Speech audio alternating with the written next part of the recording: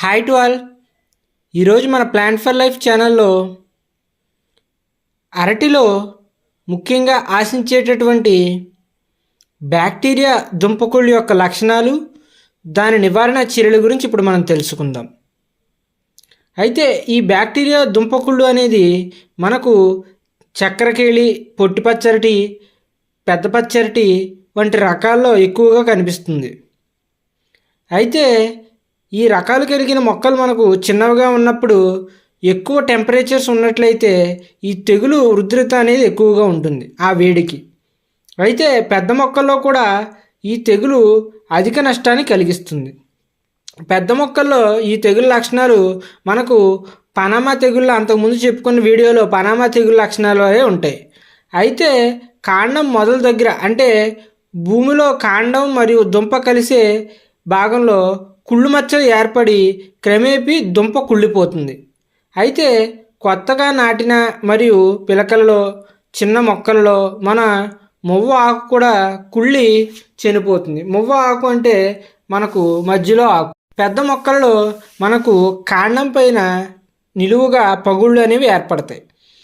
ఈ దుంప పైభాగాన కుళ్ళిన వాసన అయితే వస్తుంది.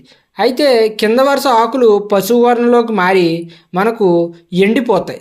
ఈ విధంగా మనకు అన్ని ఆకులు కూడా ఎండిపోయి మొక్క అనేది చనిపోతుంది. అదేవిధంగా సాధారణంగా అరటి మొక్కలు పక్కన వచ్చేటటువంటి పిలకలు కూడా ఈ తెగులు వ్యాప్తి అనేది ఎక్కువగా వస్తుంది. అయితే దీని నివారణ ఏ విధంగా చేపట్టాలి అని అంటే, ఈ తెగులు తట్టుకోలేని మన పచ్చరటి, తెల్ల చక్కెరకేళి రకాలను మన ఫిబ్రవరి నుంచి జూన్ నెలల మధ్యలో మనం వేయకుండా ఉండాలి. మనం వేసవిలో తోటలకు నీరును సరిపడేంత అందివ్వాలి. మనం కొత్తగా తోటలు వేసినానికి మనం తెగులు సోకినటువంటి ఆరోగ్యవంతమైన ప్రాంతాల నుండే మనం పిలకలను సేకరించుకుని మనం అటువంటి పిలకలను కాపరాసి క్లోరైడ్ మరియు మోనోక్రోటోఫాస్ కలిపిన నీళ్ళలో ముంచి నీళ్లలో ఆరబెట్టిన తర్వాత మనం నాటుకోవాలి. అయితే తోటల్లో తెగులు సోకిన మొక్కలను దుంపలతో సహా తీసివేసి తోట బయట చిన్న చిన్న ముక్కలుగా నరిగి మనం ఎండు తుక్కు దానిపైన వేసి తగలబెట్టేయాలి.